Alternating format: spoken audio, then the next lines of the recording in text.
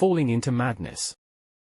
Session 86, Vecna's Visitation, a Giant's Transformation, and some Djura complications. As twilight embraced the city of Sharn, a serene hush replaced the lively bustle of the docks. The thick, briny air hinted at an oncoming storm, creating a palpable tension.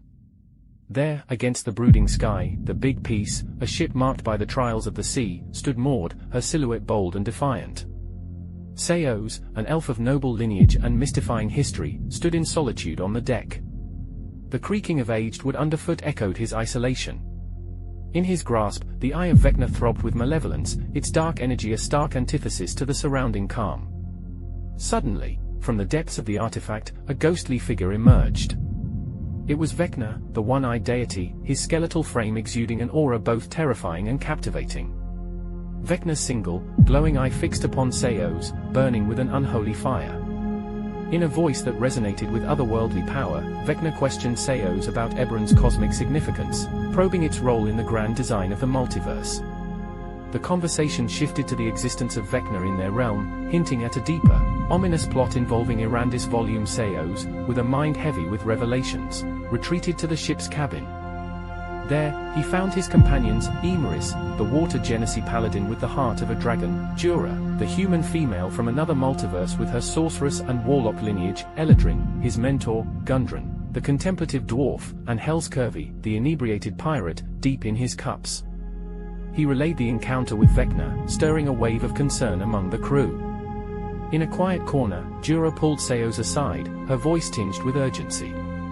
She implored him to pass the eye to Aemaris, disclosing her timeline's past, a history where Aemaris stood resilient against the eye's corrupting influence. Her confession of giving the eye to Erandis, resulting in catastrophic events, hung heavily between them. As the crew succumbed to sleep, their dreams were troubled, mirroring the tumultuous sky. The storm, now in full fury, raged overhead. Come dawn, amidst the relentless downpour, Hellscurvy, ever the early riser, navigated the galley with a sailor's grace. The humble kitchen came alive under his experienced hands. The aroma of salted pork sizzling in the pan mingled with the crispness of toasted hardtack, and the earthy scent of beans simmering with wild herbs and garlic. His sea shanties, rich with tales of adventure and camaraderie, added a comforting rhythm to the morning. The crew, roused by the smells and sounds, convened for breakfast. A note from Eladrin, now absent, spoke of urgent matters in Pilar's Maridol, charting their next course. It was then that Aemaris observed the approach of Arik Blackstone, a figure exuding sophistication and a discerning eye, accompanied by a towering giant. This giant, Garum, examined their artifact with scholarly interest. But as he delved deeper, a shocking transformation began. His form swelled, his skin darkened like storm clouds, and his eyes glimmered with a fierce energy.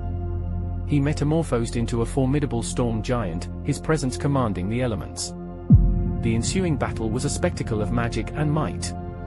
Djura's spells wove through the air, Ceios' arrows flew true, and Aemaris, in dragon form, roared defiance. Gundren joined the fray with his axes swinging. But the battle took a tragic turn as Gundren fell, a stark reminder of their perilous path.